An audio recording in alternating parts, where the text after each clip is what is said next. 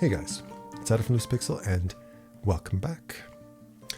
I want to talk about something a little controversial today, and I apologize in advance if it gets a little ranty, but this is a subject I'm very passionate about, and that's the subject of who the hell are you getting your advice from when it comes to building your artistic career and deciding where to invest all of your energy as an artist for the next undetermined amount of time.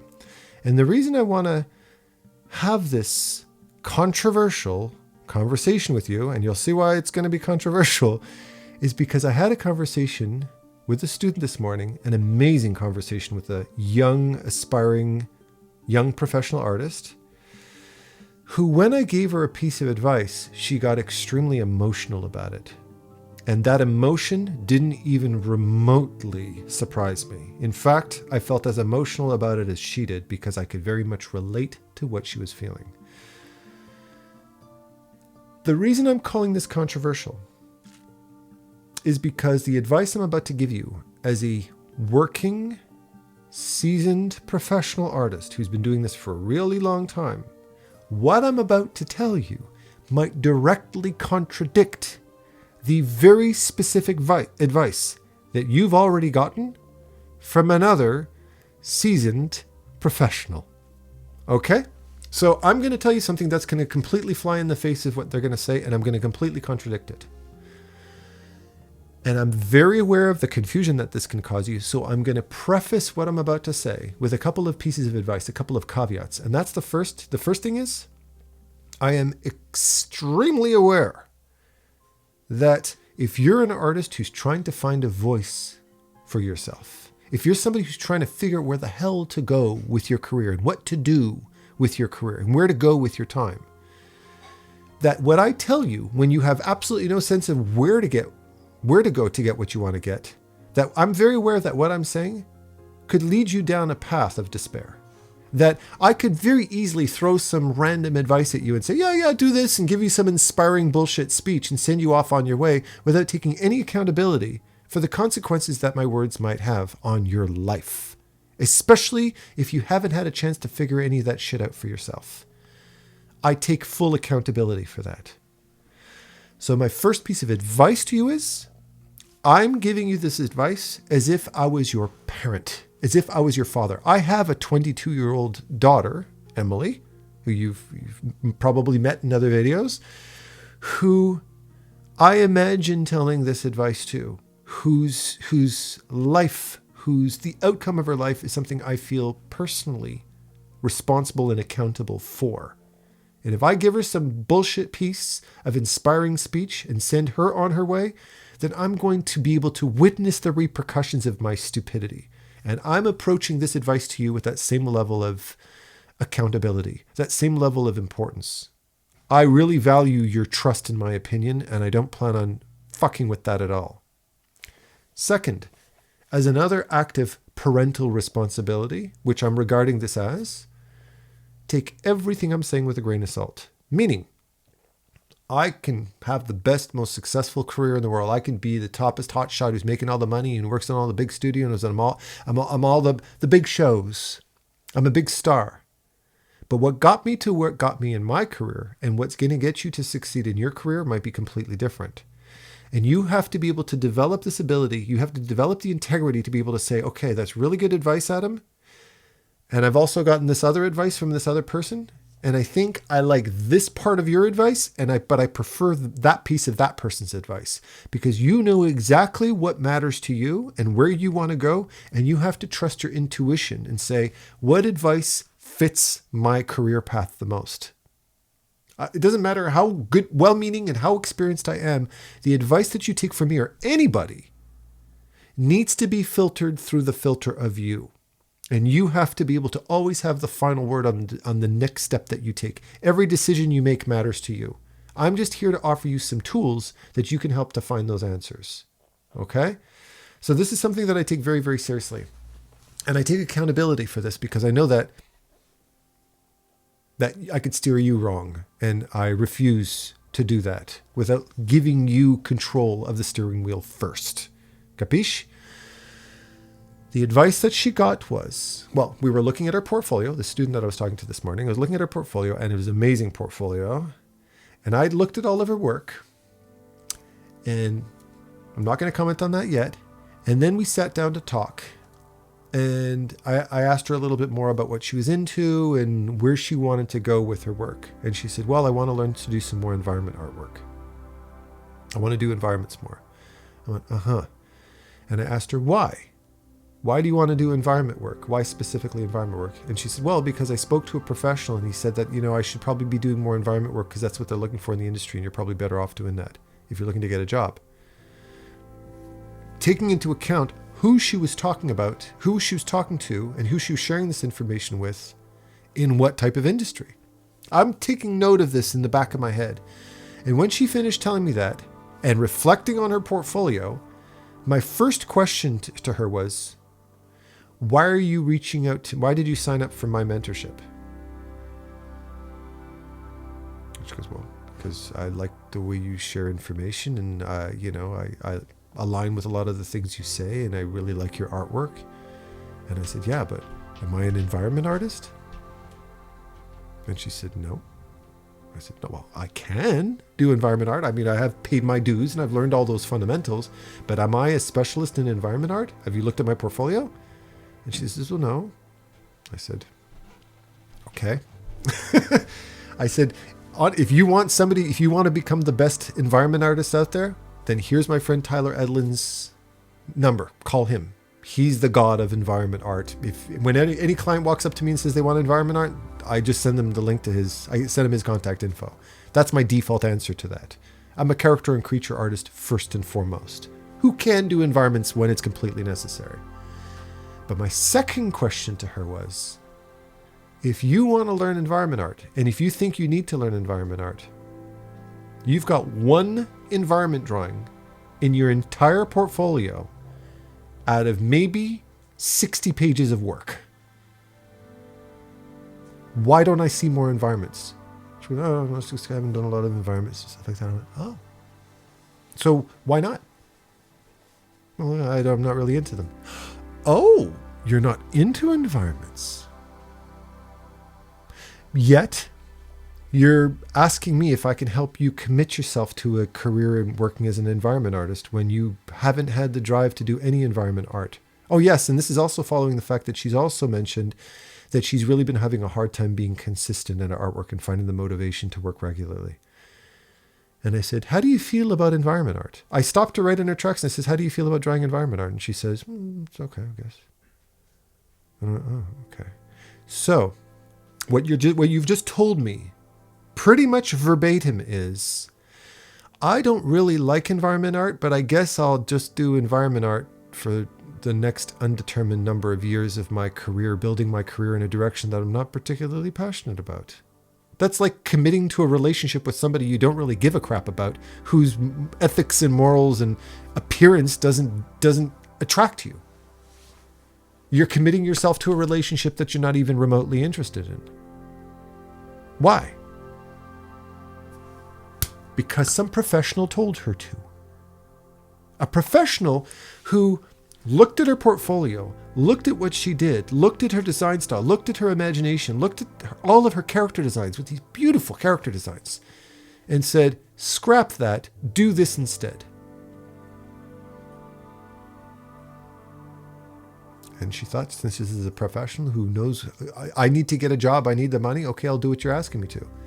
And as such, was ready to commit herself to a lifetime of bullshit that she's never going to be particularly good at or passionate about, that's going to eventually demotivate her and burn her out. Because when you just keep dumping yourself into a career type that doesn't gel with you, that you aren't emotionally connected to, you're not getting any of that feedback. You're not getting any of that emotional reward from your work, and you eventually burn yourself out.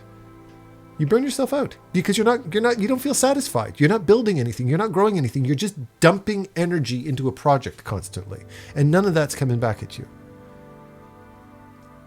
And I stopped her in her tracks and I said, you need to do what you love. You need to do what you can get exceedingly good at, that you can grow with, that you can evolve with, something that you can use as a conduit to improve everything else.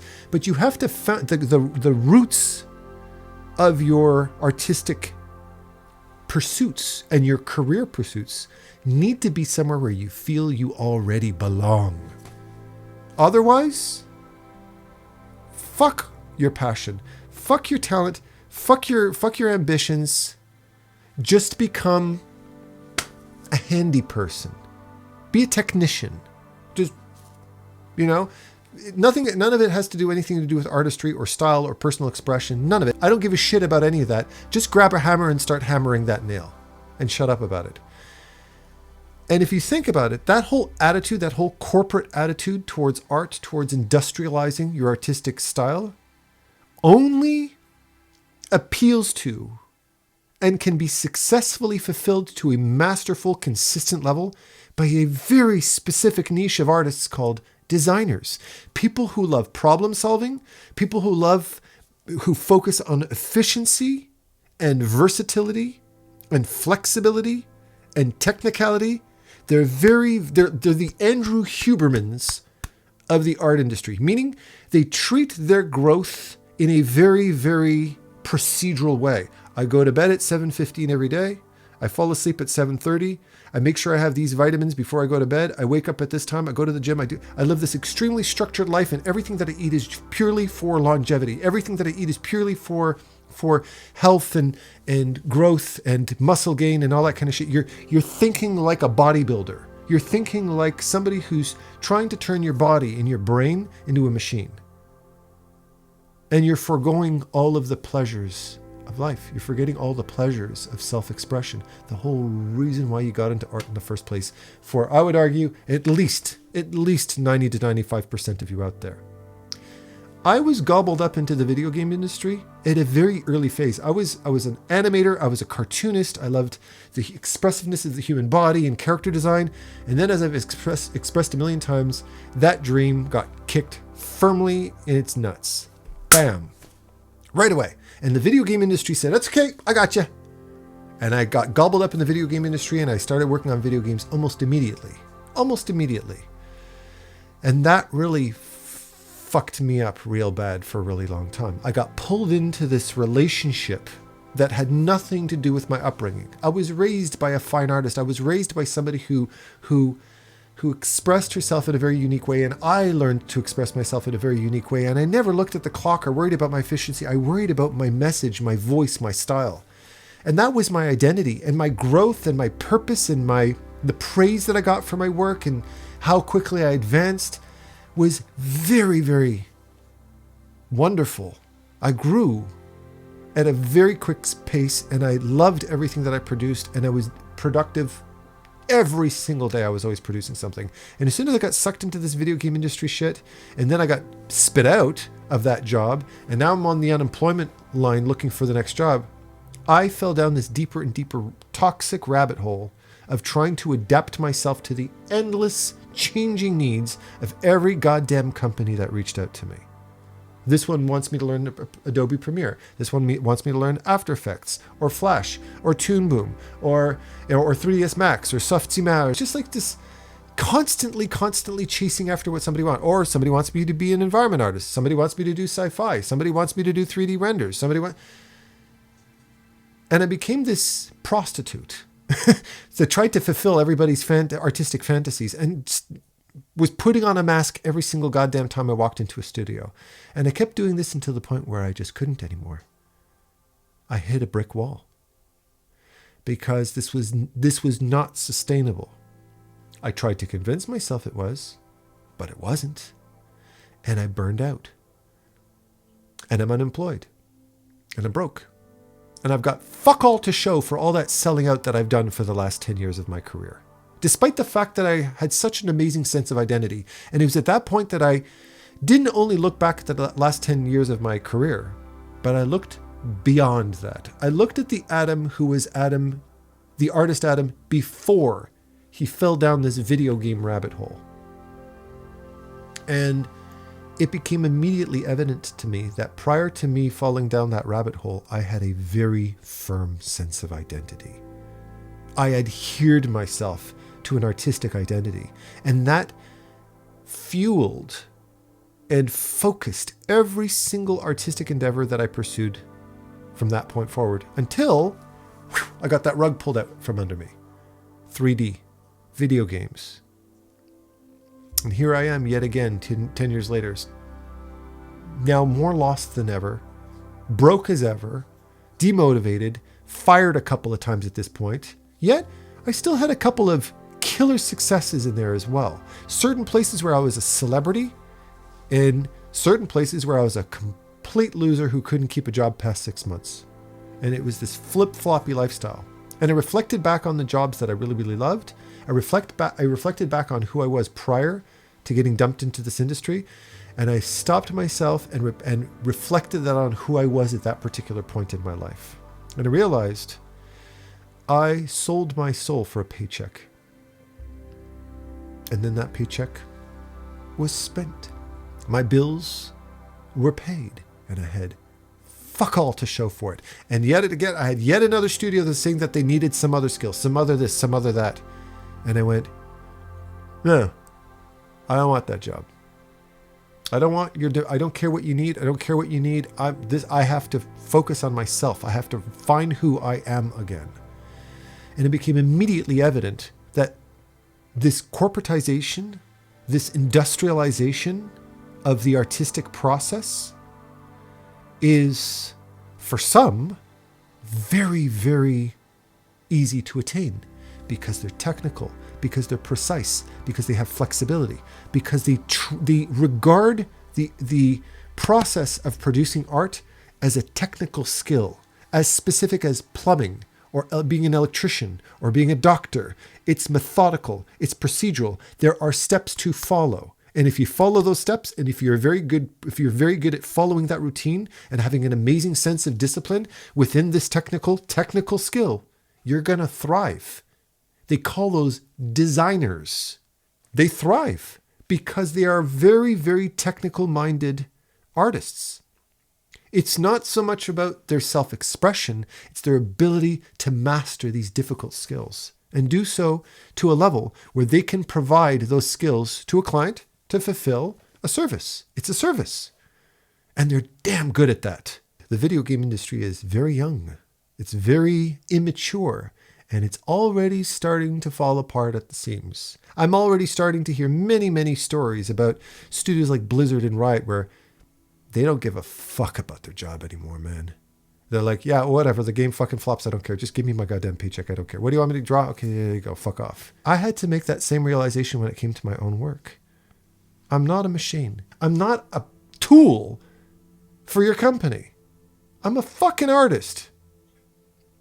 And I made that decision for myself. And when I did,